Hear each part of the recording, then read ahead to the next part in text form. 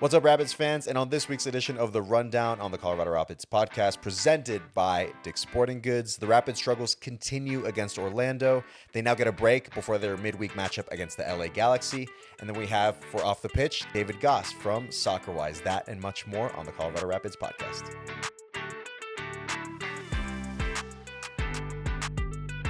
Welcome, everybody, to the Colorado Rapids podcast and this week's edition of The Rundown, presented by Dick's Sporting Goods. I am your host, Mike Ravolo, alongside my good friend and resident Rapids legend, Drew Moore. Drewby, how we doing, man? I'm doing all right. Yeah. I started off Monday morning by spilling coffee all in my lap and on the couch here. So that was cool. Let's not tell anybody about the couch. Just everybody on the podcast as they're tuning in. Shoot, I didn't even think about that. No, but I'm doing good. It was a good weekend. It was Father's Day weekend, so I got spoiled a little bit by my wife and boys. Lovely. Which was fun. Not great results for the Rapids, but anytime you get to spend a little time with the family at the pool, that's nice. That sounds lovely. Yeah. That sounds wonderful. What about you? Did you have a good weekend? I did. Yeah, of course, we were here on Saturday. We were working the Colorado versus Orlando City game, which we're going to get into in a little bit here. Yeah. And then Sunday, just talked to my dad for a little bit.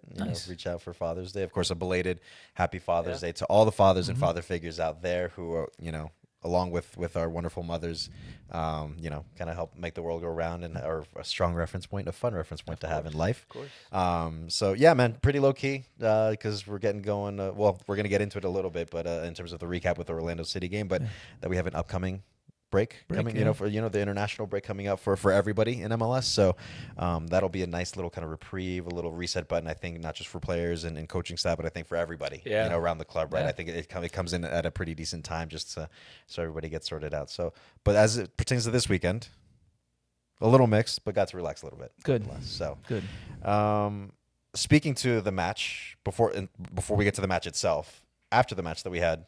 Fireworks. Yeah, fireworks are always fun. Everybody likes fireworks. Which is great, man. Yeah, listen, it's one of those things where, like, I've noticed it's a thing in Colorado, or at least in Denver, right? Where, like, if I've gone to the gym or if I'm out grocery shopping, just by happenstance, I'll hear people talking about, oh, hey, are you going to the Rapids game because of the fireworks afterwards? It's like, it's a thing. Like, and especially, obviously, 4th of July. That's the whole big thing that we do on 4th of July. But it's not just 4th of July here, is it? Yeah, no. Like, so with our summer kickoff series kicking off, against this match, Orlando City, this past Saturday, that we had fireworks after the match, which is a unique opportunity that you get to go on the pitch, on the field, and watch the fireworks, with your friends, your family, all together there after the Rapids match, which is, I envy that because I can't do it because I'm working. I have post-game responsibilities, so it's. But for those folks who get to experience that, must be awesome. Must be great. I hope that everybody had a good time. Again, that is not the last time it's happening this year because we still got 4th of July, and maybe there's another game along the way that you get the opportunity to do so. I see the same things in the community. I live in the neighborhood right here by the stadium, and people. I was at the pool on the weekend, as I said, and people are like, "It's a fireworks game, right?" Yeah. Like 3 or 4 people literally, and I'm like, "Yeah, it is." So it's. Come watch fireworks. Yeah, get down on the pitch and watch fireworks with your friends and family. No, of course, like it makes it feel like we're properly in summer. I mean, the heat outside of the heat. I'll tell you what, the heat that lately has been. The temperatures have been quite something lately here in Colorado. So before we really get into the meat of the show, with looking back at the match between Colorado and Orlando this past Saturday, Drew. The conversation's kicking off with Jordan Angeli, our good friend Jordan Angeli. We've finally got the conversation going for this year. The first episode is going to launch this Thursday. So do not fret with no games this weekend because we got the conversation coming up in the lead up to the weekend. And how about this for a guest with Lindsay Heaps, formerly Lindsay Curran, now Lindsay Heaps, since she got married to Tyler Heaps, who's over in San Diego FC. That's a heck of a guest to get for your first show, huh? Well, Jordan Angeli and Lindsay Heaps are probably way better than Drew Moore and Mike Ravolo. I'm willing to put money on that. So go check it out. But still watch us too. Yeah. But no, Jordan's awesome. She kills it. She's doing her thing, and obviously Lindsay, man, like what a career she's had so far, and continues to impress. So jump over to the conversation and have a look. Yeah, absolutely. So I know I'm waiting to tune in to that episode because I mean. Again, someone like Lindsay Heaps, with everything she's accomplished in her career, and then have someone like Jordan, she's just a pro, man. Yeah. Like she just knows how to go about this. I just love listening to the way she conducts conversations in the conversation with some of the guests that we have, right, stretching back to last year when we started this podcast. So, It'll be fun to watch. so this Thursday. So do not fret. Like I said, do not fret. No game this weekend for the Rapids or around MLS. But we have the conversation kicking off this Thursday with our good friend Jordan Angeli with the guest in Lindsay Heaps. Yep. So make sure you tune into that. Shall we, Drew? Let's do it. Shall we, Drew? Let's do it. Despite the result, which we're going to get into, but shall we? So let's get into it. In looking back at what this matchup was between the Colorado Rapids and Orlando City. And here you can see the guys just walking out, making their way to the pitch. And then, Drew, this is a moment in transition for Orlando where they get things going in the first half of this match. Yeah, I think the Rapids just switch off a little bit, and when you're playing against quality players like an Ojeda, he's going to punish you, and it's an avoidable goal. I know Rapids wanted a foul called higher up the pitch, but you can't switch off. You're going to get punished. And, I think it kind of comes through Reggie Cannon. Nico probably sees it late. And here, Orlando with another chance off a corner kick. Nico's up to it, though, Drew. He is, and again, he's shown the ability to make good, quick reaction saves to keep us in games, and he makes another one here on the corner kick. It's a great reaction save. Going the other way, Drew. Rapids have a chance here from Georgi Mihailovic. Very, very close. And this is what I wanted to see a little bit more. Georgie getting the ball in those half spaces between the defenders and midfielders, and just goes wide on this one. And then early in the second half, Drew, another Rapids chance here from Rafa Navajo. What a good header, but Gallese was up to it. He was up to it, and Rafa had a couple of these opportunities where he was kind of going away from goal. It was always going to be hard to get enough power on it. It's great placement with the header, but Gallese, what a save to again keep that lead intact for Orlando. And then another 20 minutes later, 72nd minute here, Georgie with another chance, but Gallese again, he's stepping up to the plate, Drew. I like the dummy from Rafa Navajo to allow the ball to run into Georgie, but just couldn't quite get enough power and placement on this shot. Gallese is it's an easy save. Ultimately, it's kind of right at his hands, the level of his hands. But yeah, difficult result, Mike. Yeah, it's a 1-0 win in the end for Orlando City, who walk away with all 3 points. From here at Dick's Sporting Goods Park, that's 2 games in a row now for the Rapids that they lose at home here at Dick's Sporting Goods Park, so they'll look to correct the ship with their upcoming match down the road. Looking at match stats, Drew, between the two sides, so the Rapids had 14 shots versus Orlando's 7. Shots on goal, 2 for the Rapids, 3 for Orlando. 9 corners for the Rapids, 2 for Orlando. And then possession, 51% for the Rapids and 49% for Orlando City. Yeah, Drew, obviously the result not something that we were hoping for from this match, especially as part of this home stretch that we had discussed earlier in the pod a couple weeks back. But overall, your thoughts on what you took away from this match between the two sides? I think there's a couple things. The main one for me being just we didn't quite play at the tempo that I would have liked to have seen us, right? Not quite the energy, especially in possession. And it's an Orlando side that defend well and organized, and obviously they want to hit in transition, and did we make them uncomfortable enough in our final third?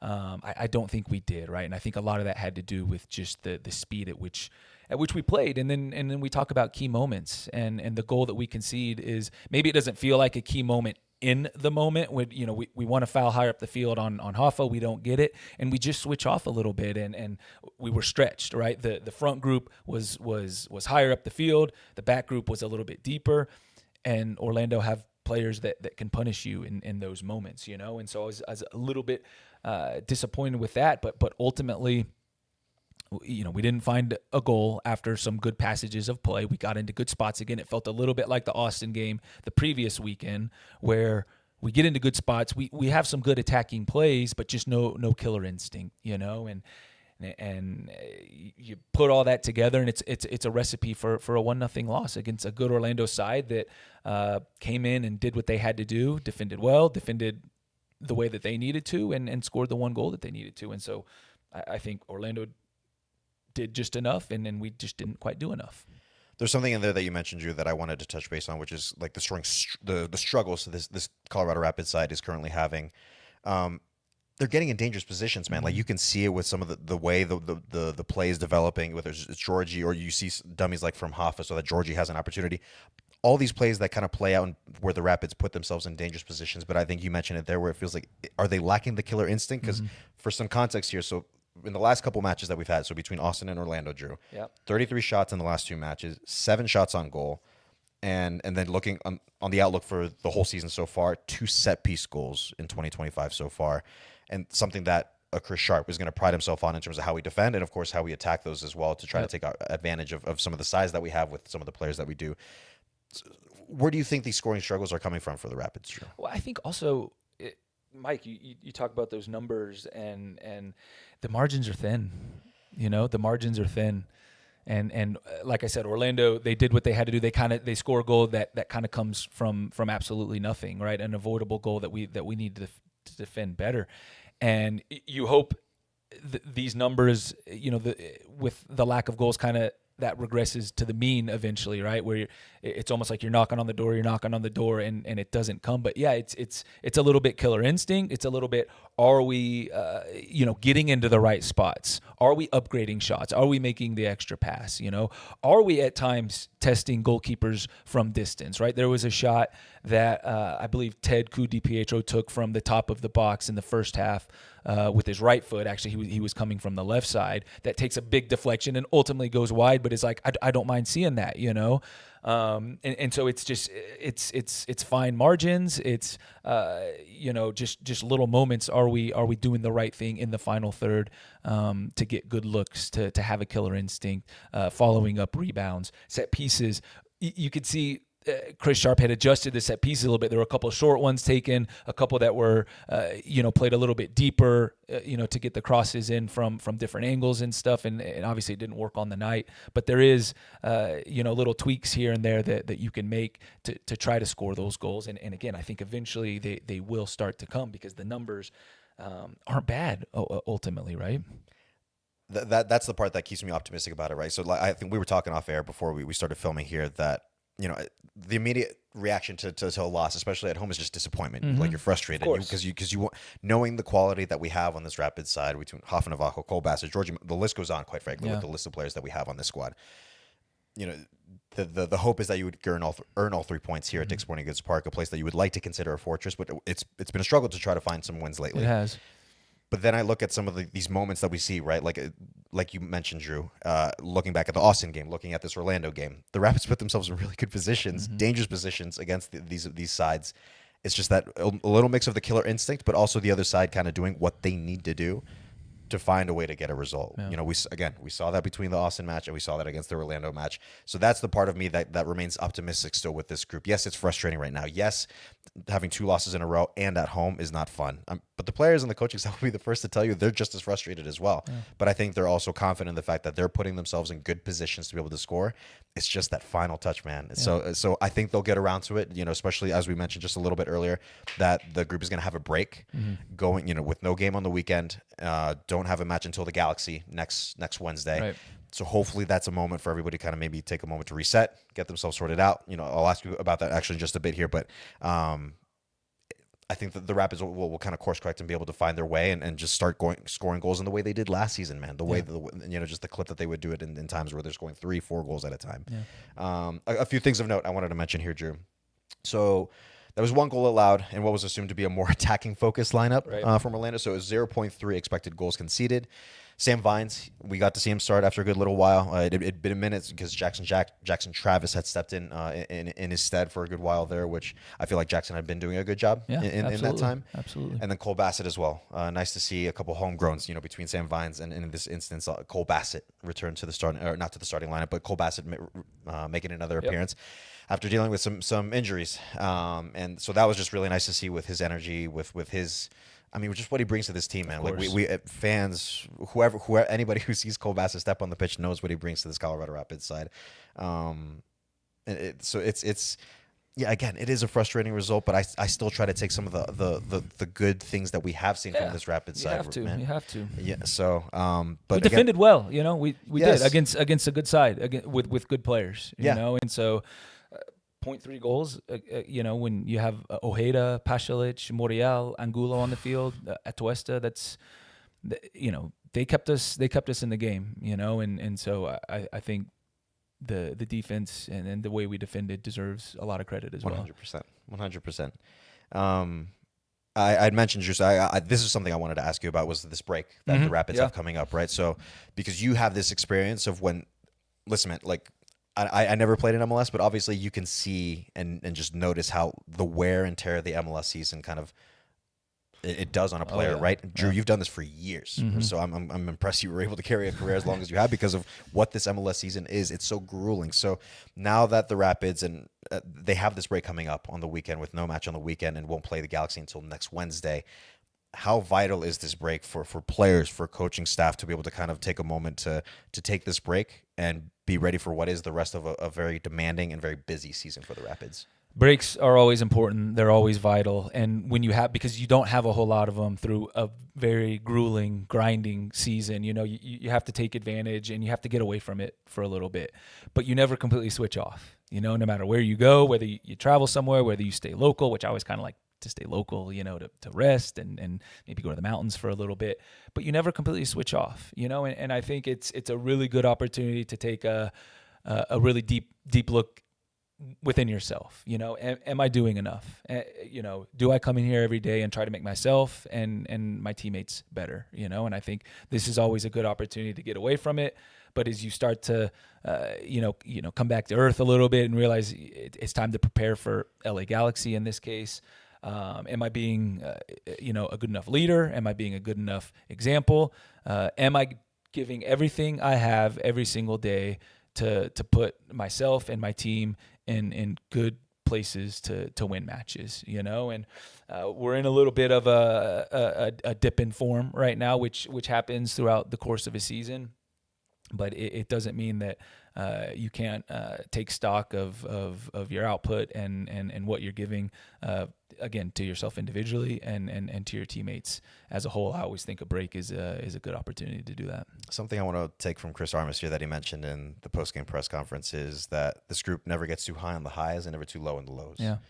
If I told you that after that loss on Saturday against Orlando, like my immediate reaction was like, man, it's disappointing. It sucks. Yeah. But then I just think back to what Chris says. There's like, listen, we have moments, like wonderful moments like we had in 2024, right, where we're making third place the Leagues Cup and having these notable moments throughout the year, which you have to celebrate them and enjoy those big moments when they come around. But then come like kind of as you said, Drew, like come back down to earth a little bit and realize of the work that you still have ahead of you, right? And even in an instance like that, the Rapids find themselves right now in this dip in form.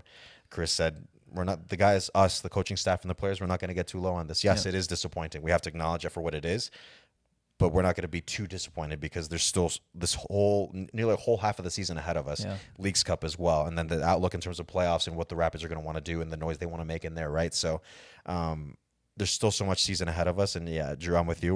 Hopefully this break I think will serve as like a very good stopping point and reset button for everybody at the club, particularly for the players and the coaching staff to turn things around and find their form and do what we know that they know how to do, right? Is play some beautiful football, high pressing, entertaining football, and get after other teams and put them in a tough spot and score goals. So every day is an opportunity to get better and improve. Yeah. Tomorrow I will. It's an opportunity for me not to spill coffee all over my lap, and I will do the best I can to not do that. Hey man, I'll be cheering you on. Thank you. I need that. I need that support. Anything else, Drew, that we wanted to pull from the Orlando match? No, let's move on. Let's turn the page. I'm with you. I just wanted to be sure. We got the defending champs coming to town. Yeah. We'll get to that into just a little bit. Okay. But before we do, as we've promoted multiple times before, is the Rapids app. Listen, it's something that is very convenient for you as a fan, and even for us, people who work at the club, right? Sometimes if we're kind of on the fly, moving around, doing things, or if you're a fan trying to just be in the know of what's going on, whether it's a weather delay or let's take Saturday, for example, with Orlando. Yeah. The opportunity to go on the pitch. Listen, it's not a free-for-all where as soon as the game finishes, you just run to the pitch. That's just not how it that. works. That's going to get you in trouble. So how do you know that you can go on the pitch? Well, yes, we do have the PA announcer who's obviously going to let you know, listen, you can go on the pitch now. You're cleared to go. But I think the Rapids app is the most convenient way, not just to let you know when it's okay to go on the pitch to watch fireworks post-game, but for weather delays, for scores, for any updates that you want to get from the Rapids and throughout the week, on a match day, obviously, more than anything. It's how many times? I'm trying to count how many times I've said this. It's your one-stop shop for everything Rapids. Just get that push notification on. Yes. Push notifications need to be turned on so that you know when you can go on the pitch to watch fireworks, so that you know he won't get tackled when you go on the pitch. Yeah. For the record, please do not just raid the pitch because that won't be a fun experience. I'll tell you that much. You will be tackled. Yeah, that's no joke. You will be. So yeah, download the Rapids app today. It is free. What is it that you say, Drew? If it's free, it's for me. If it's free, it's for me. If it's free, it's for me, man. And I think if it's free, it's for everybody, the Rapids app. So go ahead and download the Rapids app for free today, and make sure you turn on your push notifications as well. All right, everybody, we're going to go off the pitch, and our guest today is going to be none other than David Goss from the Soccerwise Podcast. Goss, welcome, man. We're so happy to have you here on the Colorado Rapids Podcast with us. How you doing? I'm ecstatic because Tom's been on the show. Jordan is one of the hosts as well, so I feel like it's my time. Listen, I think it was very fitting that we could get the trifecta of Soccerwise finally on this podcast. So it is very full circle to get everybody on board. It feels complete. Yes, it absolutely feels complete. Because we don't know what's going to happen if you snap. If you have all the Infinity Stones in one place, it could get dangerous. Well, no, we're good. We're in the clear, so we're good. All right. Anyways, listen, speaking of Soccerwise, guys, like this is a venture that you've been on with Jordan and Tom for the past year or so now. What's it been like to be able to get that podcast going, and how much fun have you guys had fun with it, really? Yeah, it's been great. We felt like it was sort of a void that didn't exist, having like a ton of coverage of these leagues, NWSL, MLS mainly, with the national teams as well, of having people who were sort of steeped in it and didn't talk about it all through the prism of European soccer, or talk about it as like this weird side thing that maybe we pretend to like. Like Tom said it really well on our first episode, like we're passionate about these things. It's okay. You don't have to like apologize for it. And so we've tried to create a space where that's the case. It's been fun for us being a little bit more independent, covering things a little bit differently. And obviously the soccer world's like the most insane thing ever. Like we'll talk about the Club World Cup coming up. I did my recap show this morning and you're like, what sentences are coming out of my mouth? Like the U.S. is playing Saudi Arabia in the Gold Cup at the same time as LAFC plays Chelsea on DAZN. Like the whole thing is bizarre. So that's always an experience, but it's been really, really good. We appreciate feedback we've gotten from people, and we're excited for the rest of the year. Goss, we're excited to have a different perspective than what we typically have here on the podcast. So thanks so much for joining us. But I want to bring it straight into the Rapids. What have you what's just kind of your general thoughts and take on their season so far in 2025? I think across the board, I would say maybe it hasn't peaked the way I thought it would. And that's not just the thoughts coming into this year, but the way I thought the first portion of the year played out. I felt like it was a team going in the right direction that had these clear ideas, and it was just when the Coup de Pietros get healthy and as these pieces come together. And I think maybe that second hasn't happened as fast of guys coming back healthy, haven't integrated maybe as quickly as you would have expected. And then it's actually covered maybe some people who were performing at a high level. And so there's been a little bit of a disconnect, I think, over this middle stretch of the season. But my feeling coming into the year was there was no reason to believe that you couldn't take a step forward from last year. And I think one of the exciting things about the Rapids is in a league where you've got parity and you've got all of these sort of conflicting ideas. It is one of the clubs that has a clear idea of who their identity is. And I love when teams lean into that. And so I was really excited to see it play out this year. And I think one of the tough parts about the identity is if you lean into young players, you've got to live with the bumps and bruises of them figuring out who they are. And I think if I was a fan, I would say it's been fun to watch and it's been fun to experience over the season. And your hope would be that it levels out maybe going forward and into like sort of a playoff run. Yeah, I think, we're going through a little bit of a rough run in form right now, and it's been a little bit inconsistent at times this season. But you mentioned Ted Coup de Pietro. I want to ask you about kind of individual players. Who do you feel like has stood out a little bit this season, and maybe on the other side of that, who can you see stepping up as the second half of the season goes on? On the standout side, I'm a huge fan of Ali Larraz, and I think his injury set some of this timeline off of like he was going to be the next one breakthrough as Cole was leaving. And I think that would have created a bit of a pipeline over these last few years. And I think he stepped up massively early in the year, and his ground coverage, the way he gets involved on both sides of the ball, everywhere around the field, then that allows Cole, I think, to read the game and decide where he wants to pick and pop and, where he wants to step forward and where he wants to go over and cover. And I think it helps a lot of that midfield come together. I think Josh Atencio's fit in fairly well, and I love his game. He's one that I've covered since he was 14. And so to see him get his shot has been really exciting for me. And I think when I sort of tune in for the Rapids, I check the lineups, as every Saturday comes out. And that's where I'm like, okay, I want to see this collection of players and jump on. And I think Georgie's gotten back to his best. And he's a player that is ticket, box office in MLS. Like when he's on, he makes things happen that other players are incapable of. He brings the game to life. And so I think, has been that player a lot this year. I don't know if it's all come together around him to have all the counting stats that maybe we would love to see at a moment like this. But I think from just coming off the injury last year and saying, okay, who will he be this year? It feels like he's back to himself. Mm-hmm. Now, Gus, you're someone who's well entrenched and well versed in the youth development side of things here in soccer in this country. So it'd be, we'd have to ask you about the Rapids in terms of where they land in terms of youth development and how their academy has been progressing and integrating players into the first team. So with the Rapids, where do you see them on a national scale as they relate to the rest of the league and the rest of the country with player development? Last 5 years, they've clearly moved into the top 15, 10 of the league.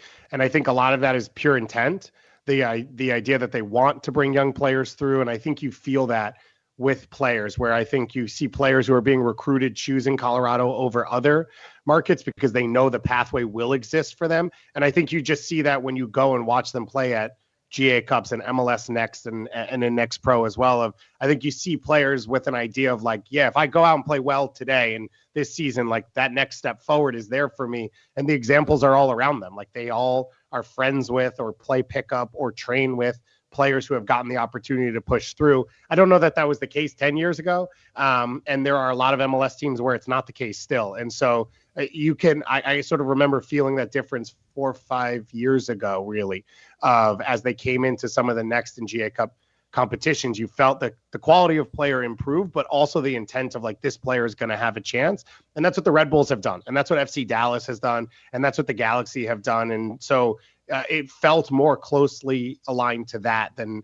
some of the others. And I think they brought through some really good players. I think the Rapids have sort of landed on something which I hope more teams figure out, which is like, yes, we all want the next, I was going to say Gio Reyna, but I don't know if I should say that now. So I was trying to think of the next one. We all want the next Jack McGlynn or Kevin Sullivan or whatever it is. But to me, a huge part of the academy, I want like all of my 8th through 18th roster players to be from my academy, to have a connection to the club, to care about the market, for fans to connect with them. And we in MLS have so often leaned on these like veterans who are coming back to the US or coming for the first time in roster spots like that. And I think there's a really cool spot where you can find players through your academy who find their way at the pro levels, and then they're able to keep a culture because the stars are going to leave. Like we're not in a place where the best players aren't going to go to Europe or South America or Mexico or whatever, but those players stick around. You start to create something a little bit lasting. I think the Rapids have found that of like, they've been able to spread the academy structure wide enough that they're bringing through players across all different positions. And Gus, I want to kind of ask you about the organization as a whole, being an OG franchise here in Major League Soccer. And I know you guys like talking about the Rapids and keeping your eye out on them, which we appreciate. What do you think is a strength of the Rapids organization in this moment?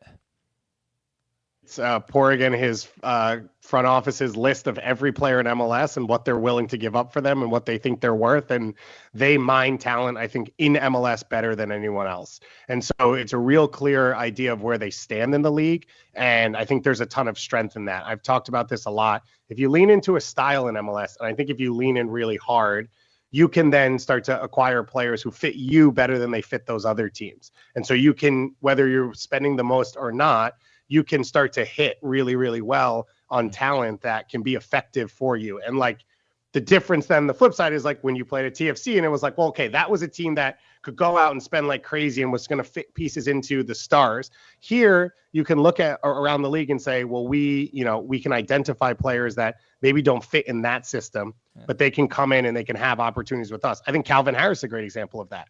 Like taking a little while to get healthy, whatever. But I think he's a difference maker. He couldn't do that when he was in Cincinnati. And I think that's like a really good fit where other people aren't even paying attention. I think people are not thinking about these players. And so I think the depth of work that the front office has done to just have a clear idea about where everyone stands. And then you can be reactive off of that, which is if Inter Miami puts themselves in a bad spot because they've signed 5 DPs, you can be in the conversation to steal one of those off them, or you can go and say, you know what, you need a little allocation money. We really like this piece. Why don't you give us this? And this is what we think they're worth. And I think the Rapids have done that at probably as well as anyone in MLS, maybe the best. And so they've sort of been able to define themselves. And I think it's going to take a little while to grow the depth in all of that because you're making moves here and there and you want to build the roster down even deeper. But I think they're on the road to it. And, I would be surprised if in 4 or 5 years we don't do this and we're not talking about a Chris Armas-led team with very similar players, but just growing this group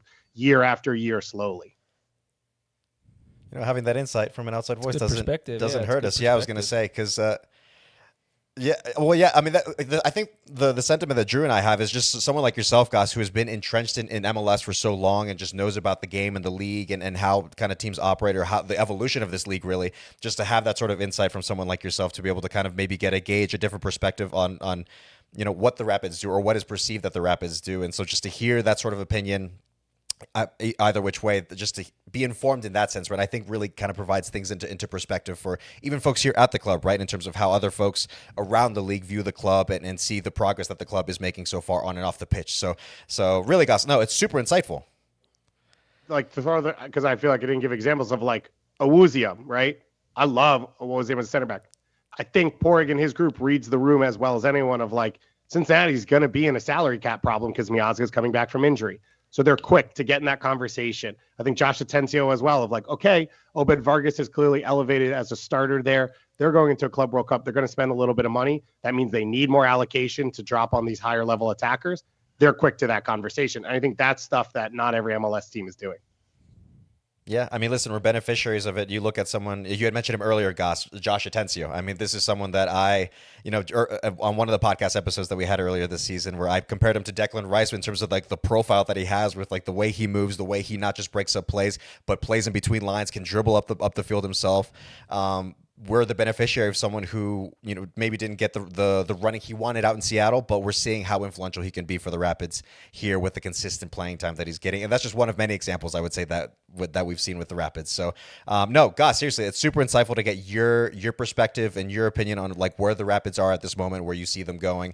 While that was just like the interview segment of Off the Pitch, we're going to keep you around because we would like to get your opinions on a few things around MLS, which is a segment we, between Drew and I will typically do. But since we got you here, why not have you involved in this segment as well? So just to kick things off, U.S. men's national team, Goss, they kicked off their Gold Cup campaign yesterday against the Trinidad and Tobago. Our own Wayne Frederick is part of the Trinidad and Tobago squad in that roster in this tournament, but he did not feature. U.S. men's national team went on to win 5-0. What did you make of that performance, Goss? I think it was a needed performance after the way last week went and the way the last few games have gone, right? The 4-game losing streak. It felt like they played on the front foot. It felt like they played with intent, as they should against this Trinidad and Tobago roster specifically, but honestly, any at home. And so it was nice to see because it's not a guarantee. Like, it's gone off the rails so much over the last 2 games that you're worried could be they're lost and no one has confidence and they're not playing connected. And this is not a group that knows each other very well, like on the field and off the field. And so trying moments are really, really tough for a locker room when you don't really have familiarity to lean back on. So I thought it was good that they came out. They were aggressive. Some of the young pieces that we want to shine this tournament, I keep saying Max Arfson. I think Diego Luna is high on that list. Jack McGlynn is high on that list. Patrick Aljamaang is high on that list. I think all of them performed. And so that's the perfect start to this month, because the hope is that they're together for a pretty long time. Gus, in terms of preparation for a World Cup next summer, would you put more stock into the friendlies before the Gold Cup or the Gold Cup competition itself? Hey, one of the things I was thinking about last week is like what they did in the 2 games against Turkey and Switzerland in terms of like roster selection and lineup selections. It's not uncommon. They just scheduled Turkey and Switzerland when they came in with their full teams, right? And normally those games are against, secondary opponents or regional opponents. And so it's like, it's a miserable 2-1 win and no one's inspired, but like it is what it is. And they happen to their on the one side, their credit say like, we got to get ready for a World Cup. We've got a chance to get some big teams in here. Yeah. And all of this is being a little bit behind the eight ball because Pochettino came in later than he should have. And so you're trying to do all of this on the fly. So I think it's fair, no matter what happens in the Gold Cup, to look back at those and say like the expectations are high. But I would say your hope would be, from at least a stylistic point of view, you see what Pochettino wants to do more at the end of this month. And if you can get a Canada and a Mexico and a semifinal and a final, and you can see his game play out, and you can see them, like I said, play on the front foot a little more, press a little bit higher, be more cohesive, I think it gives you more confidence that when he has the time to work with this team, he can get his points across. Yeah, Gus, hopefully building off that confidence, hopefully building off this really good result from Trinidad and Tobago to, I would say, maybe win the Gold Cup, right? I would say that's the expectation for this U.S. men's national team, again, as we're a year out from a World Cup here stateside, and Canada and Mexico. But moving on, Gus, to the Club World Cup, with this busy summer of soccer that we have here stateside. With the Club World Cup, as it pertains to MLS sides, Inter Miami and Seattle Sounders, they got their campaigns kicked off with a couple results. Miami earning a draw against Al Ahly, and Seattle losing 2-1 to Botafogo. What did you make of those matches, the MLS sides in particular, Gus?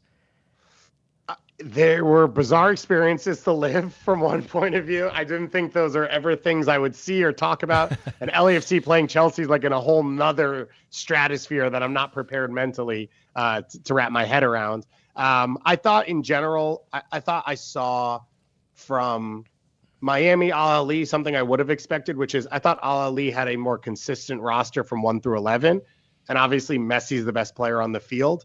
But I think the bottom half of the roster wasn't really ready to compete. Seattle's built differently. Seattle is built more through the middle, where there's more TAM signings. Their DPs are less of these outliers and more pieces of it all putting together. And I thought they were the better team against Botafogo for 90 minutes. I thought they dominated the second half. So I thought it was a pretty good showing across the first 2 games.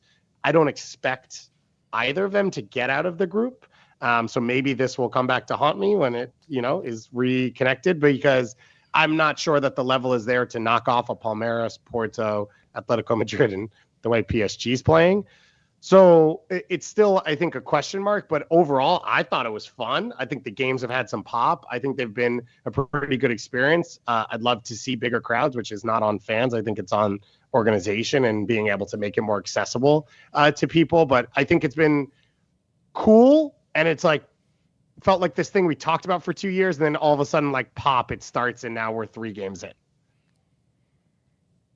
Yeah, I mean, for what it's worth, I'd say the Club World Cup, I think, is a very interesting and fun experience so far. I'm still waiting to see how this tournament progresses as it goes, but it's been very interesting to see, obviously, with MLS sides taking place or taking part in this tournament. We're going to see LAFC versus Chelsea later today at some point, which is, like you said, is just wild to think about.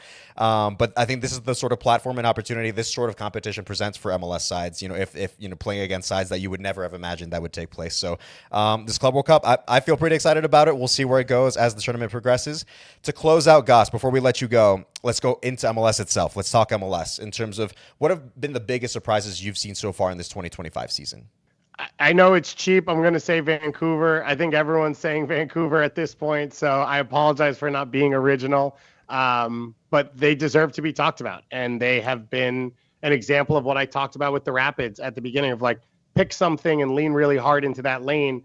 And in this parity-driven league where it's hard to find outliers via signings and roster, you can often find performances that maybe other people don't expect. And I think the way Vancouver has set themselves up and how committed they are to playing through possession, I think through that, how much confidence they infuse in their players, they have gone and done things that people didn't think they were capable of. And so they found performances out of guys that other people gave up on. When you talk about pushing Brian White all the way into a national team, Sebastian Berhalter, like all these players they found in the league, super draft picks like Tate Johnson and JC Nagando that a lot of people, wouldn't have said, oh, you can build a roster around these guys. And they've went down and did it in Mexico, which sort of means it's real because no MLS team has ever done it in Mexico. So if you are capable of doing that, that means that there's some real, I think, pieces of this. And I think they've created depth because now players all across the roster have this belief that they can be a difference maker. And so I think they can sustain it across a full season. I think San Diego's been really, really impressive as well as a team. Luca De La Torre coming to this league, I think, has been a big difference maker. It's been fun to watch them sort of tap into some youth players from other teams like a Luca Bombino and Oscar Verhoeven, who I think have been really, really good for them. And I think in the East, you got to talk about Philadelphia. And like for them to have sort of reset things and had it work this quickly is really impressive. We come into today where they're the Supporters Shield leaders. And this was a team that fired their longtime face of the team, head coach, had lost most of their spine over the last 12 to 18 months. And for them to be sitting in this spot already is kind of wild. And I think it shows how close all the MLS teams are, but you really have to have an idea and a commitment to what you want to do to really be able to shine. For sure, man. I mean, and it's a crazy league, and it's just crazy. It can be so unforgiving, right? But you speak to a team like Philadelphia, where they turn things, they had to change things quite dramatically, honestly, in terms of head coach and some of the players that they did, and they're having the year that they're having. And then you look at Vancouver, right? This is a team that had kind of been in the playoff periphery and kind of would have a go at a team here or there, but now they look like they're the best team in the league. Period. As you said, it's not. I wouldn't say it's a cheap take. I'd say it is what it is. That's the reality of what we're looking at right now with Vancouver, and that they have shown that they are the best team in the league, and the fact that they were balancing their league form with CCC when that was taking place was also mightily impressive. So, no, not a cheap take by any means, guys. I think Vancouver has very much earned their spot as the team to talk about in this league. So, Gus, listen, I can't thank you enough for being able to take the time to join us here on Off the Pitch. It's been invaluable to hear your opinion on what you've between the Rapids and just hearing about the U.S. Men's National Team, Club World Cup, MLS. So, of course, so thankful to have you for you to be able to take the time and join us here on the Colorado Rapids podcast. So, for everyone tuning in, make sure you tune in to Soccerwise, where you can find David Goss, our good friend Jordan Angeli, and one of our guests on the podcast, Tom Bokert. And now, officially you, Goss, as well. You're officially part of the tandem of the Colorado Rapids podcast. So make sure everybody tunes in to Soccerwise as well with those folks. And Goss, thank you so much for joining us, man. We really appreciate the time. Yeah, thank you for having me. Happy to do it anytime. Big fan of Colorado and Denver in general, so I got to come out for a game soon. Let's make it happen. Let's make it happen sooner rather than later. So make sure you guys tune in to Soccerwise with David Goss, Tom Bokert, Jordan Angeli. Thank you again, Goss. Appreciate you, man. Yeah, thanks for having me. All right, Jeremy, let's get right into it in terms of our preview between the Colorado Rapids and the LA Galaxy. This will be the first time the Rapids play the Galaxy, and it's going to be here at Dick's Sporting Goods Park. That's going to be happening Wednesday, June 25th with a 7:30 p.m. Mountain Time kickoff. You can watch on MLS Season Pass on Apple TV, or like we always say, just come to Dick's Sporting Goods Park. It's always fun, be it midweek, be it on a Saturday. It's always fun to come here at Dick's Sporting Goods Park to cheer on your Burgundy boys. Let's look at the record for the LA Galaxy so far in their last 3 matches, at least. So they had a 1-0 loss versus San Jose, a 2-0 win versus Salt Lake. That was their first win, and so far only win of the season. And this past weekend, that they drew 3-3 at St. Louis. I feel like they found a way to kind of drop some points there, Drew. Yeah. They allowed a 95th minute equalizer. That was off a Joao Klaus hat trick. Oh. Yeah, so good for Joao Klaus there to hopefully turn the tides a little bit for St. Louis, at least in that respect. Mm-hmm. Team comparisons, Drew. So Colorado right now, they are 6-8-4. The Galaxy are 1-12-5. Colorado has 22 points. The Galaxy have 8. Goals scored, Colorado and Galaxy, they both have 18 on the season so far. Goals against, 25 against Colorado, 39 against the Galaxy. An average possession, Colorado have 45% possession. Average possession on the season. Yeah, I just want to throw the 0.0 in there. And then for the Galaxy, 51.9% possession, average possession on the 2025 season so far. This is a Galaxy side, Drew, that quite a bit of turnover. They've been struggling, and I feel like it's been they've been struggling because of some of the turnover they've seen from 2024 into 2025. I think salary cap, I see, trying to manage that, I think did play a role in all that. For sure. Some of the most notable players to leave the club were Dan Joveljic, who went to Sporting Kansas City, and then Mark Delgado, who stayed in LA, but went with their crosstown rivals LAFC. And then, of course, Ricky Puig when he got injured. I mean, that we clearly saw has changed absolutely everything for the Galaxy, and I mean everything. Their possession numbers, Drew, looking from last season into this season. So last season, the Galaxy had 57.1% average possession in 2024 versus now in 2025, 51.9, as I had mentioned earlier. So I think it's a big drop-off. That's a very big drop-off. Ricky Puig, I think, is the big reason why that you see that drop-off. terms of goals, they had 2.2 goals per game on average, and this season it's 1 on average. So in terms of possession, in terms of output with their goals, the goals scored, it's dropped off significantly. And then where they have seen an increase, unfortunately for the Galaxy, is the goals that they've allowed. So in 2024, it was 1.4 goals allowed per game versus this season, it's 2.2. That's where you don't want to see an increase. Yeah. So if you're the Galaxy, they've really been going through it this year. Yeah. The one salvation that they've had is the one win that they've had in the season so far against RSL.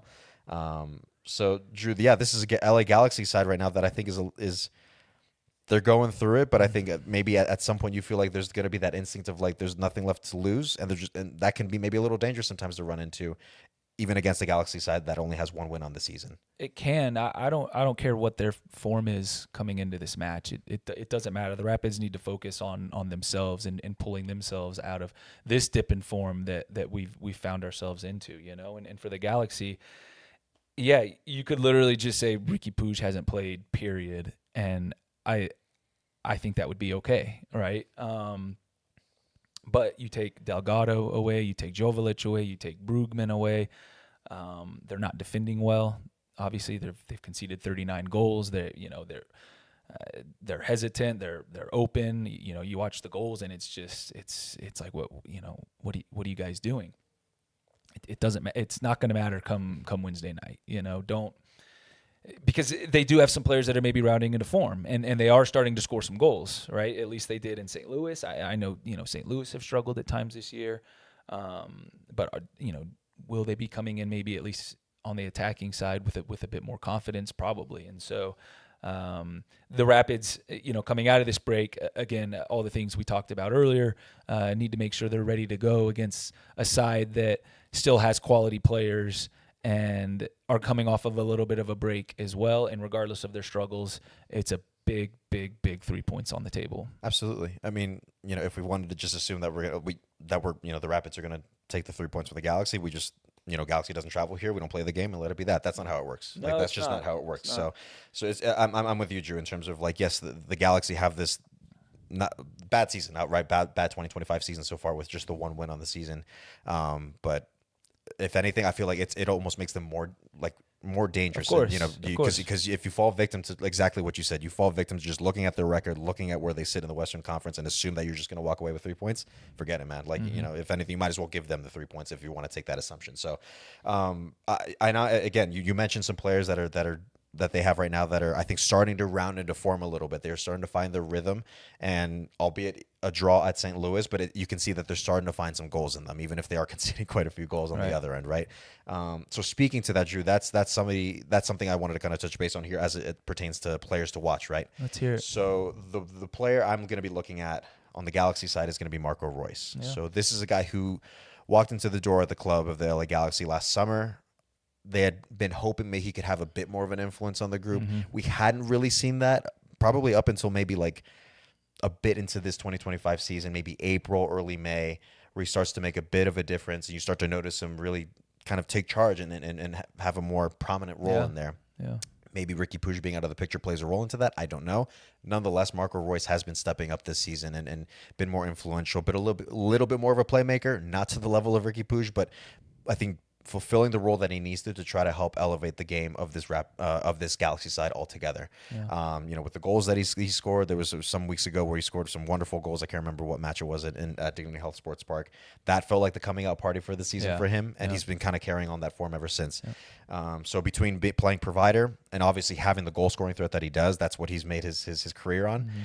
Particularly at Borussia Dortmund, Marco Reus is going to be the guy that I think the Rapids will need to keep a keen eye on. If you shut him down, I think that really limits what the Galaxy can do, even if it's like transition moments from Peck or Paintsel or any of these guys. You shut down Marco Reus, that's really going to limit this Galaxy side that already feels like they're struggling to find moments and opportunities to create danger for opposing teams. Agreed. And we talk about it a lot. Even a world-class player that maybe is past his prime, but you don't always jump straight over to MLS and hit the ground running, right? And so he is somebody that they will have leaned on with Riqui Puig gone, and maybe he struggled a little bit early, but now the goal contributions are coming and the plays coming, and he's elevating the game of some of the players around him.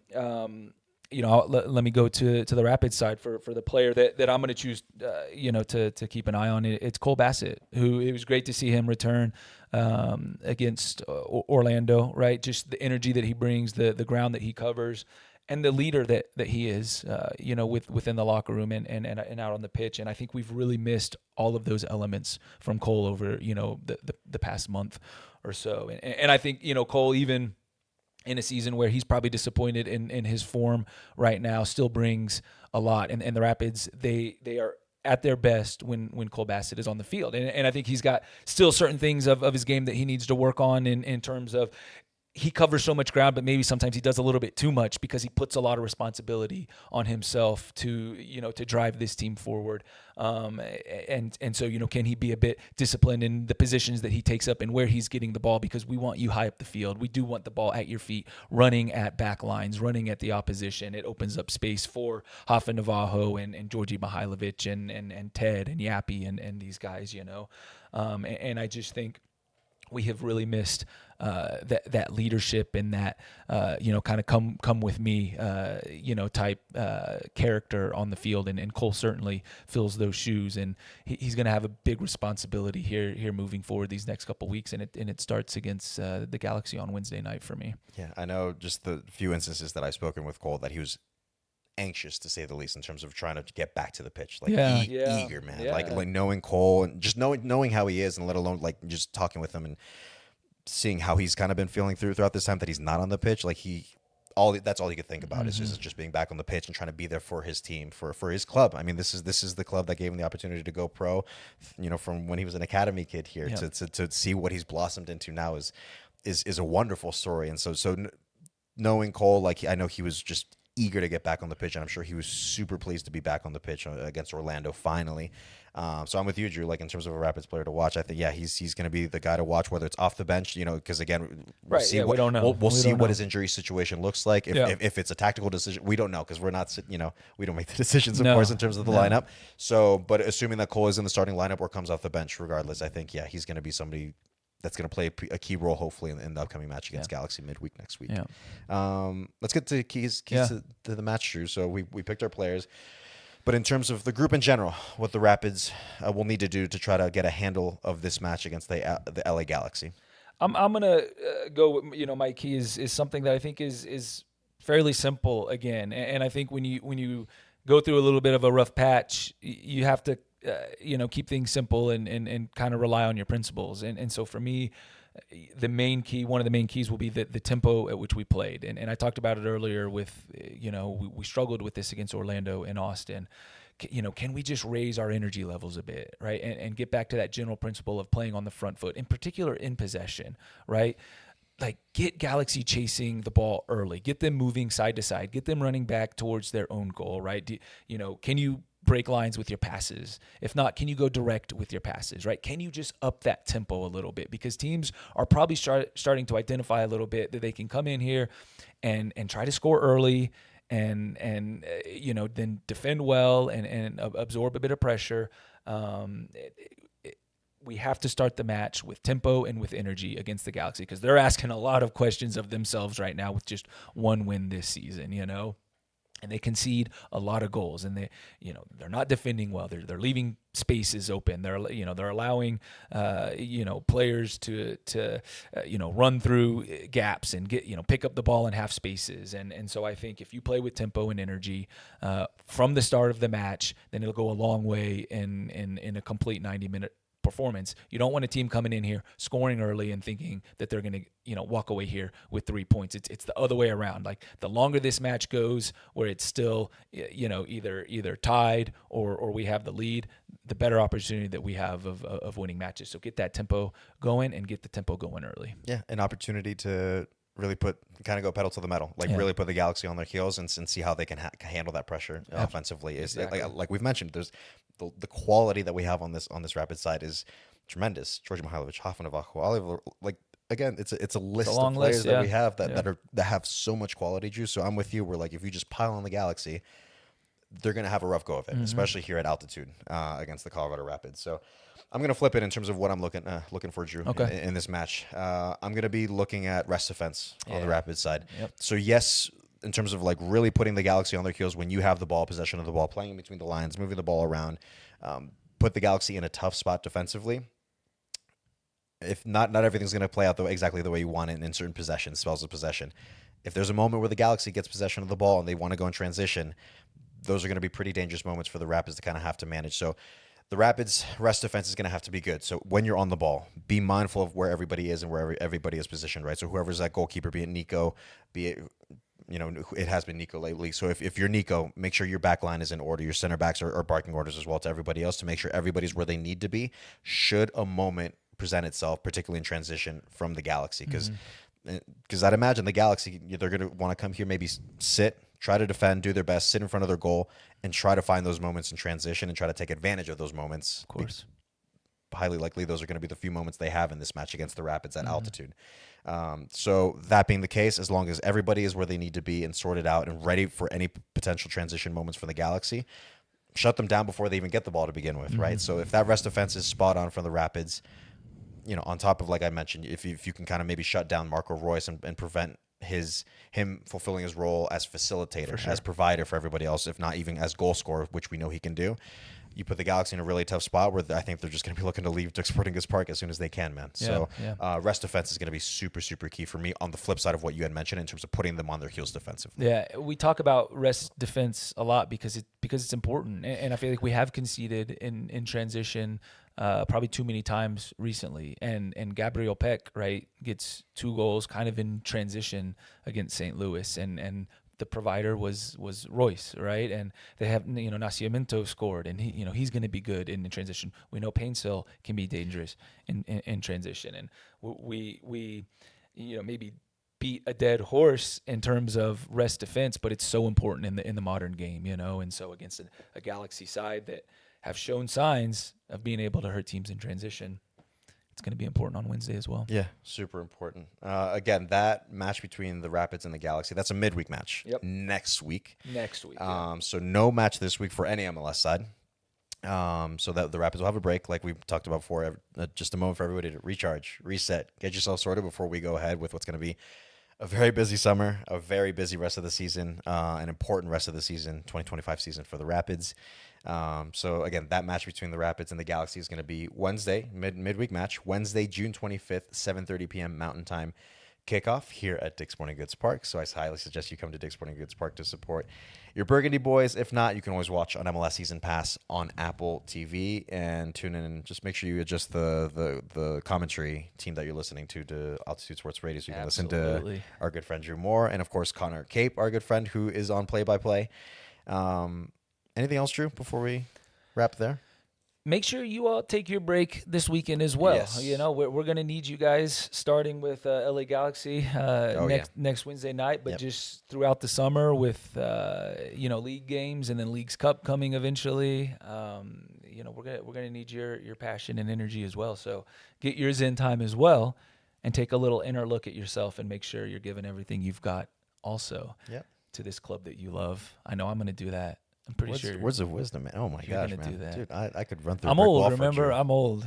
This is true. I've seen a lot of things. You said it. I didn't. Silvers here. Well, yeah. Listen, I didn't give you the opportunity, did I? I know you were thinking it, and I know Miles and Rich are thinking about it back there too. No, Drew, I'm with you. I would just parrot that basically. Yeah. So yeah, everybody just take a moment, just rest, enjoy relax. it. Yeah, enjoy your weekend. Yes, there's no soccer this weekend, at least MLS soccer, right? Because there's plenty of soccer, plenty of soccer, just no MLS or Rapid soccer in particular.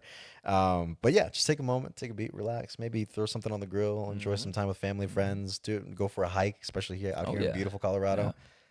Just find something else to do that isn't Rapid soccer on the weekend. So, speaking of not being available this weekend since there's no match, so we will not have a podcast this on Monday, next Monday, which is June 23rd. What?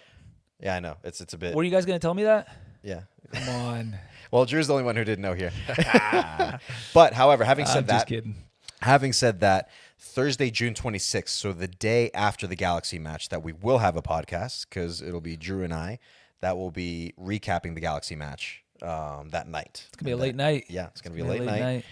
But for you guys, we're trying to do a good job here at the podcast to keep you guys in the know of everything that's going on with your Burgundy boys here at the club with the Colorado Rapids. So again, no podcast on Monday, June 23rd. But we will have one on Thursday, the day after the Galaxy match that we have midweek next week, which is Wednesday, June 25th. But as you go into the weekend, make sure, just a reminder, don't miss out on our good friend Jordan Angeli, that she has her first episode of The Conversation with her first guest, opening this series with a bang, with Lindsay Heaps, formerly Lindsay Horan. So Lindsay Heaps is the first guest on The Conversation with Jordan Angeli. So a couple local products there. Yeah. That's going to be awesome. That's going to be, I'm looking forward to that conversation between Jordan and Lindsay. So, and hopefully you all are too. Make sure you tune in on this Thursday for that first episode of The Conversation.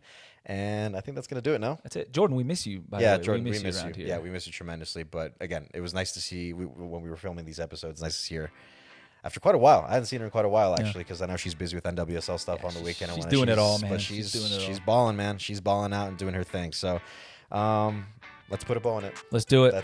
That'll do it for us here on this edition of the Colorado Rapids podcast. My thanks to the production crew, Rich, Miles, and of course my good friend Drew Moore. I have been your host, Mike Ravolo. You all have a good weekend. Like I said, tune into The Conversation this Thursday, and we will see you guys next Thursday. Until then, have a good week.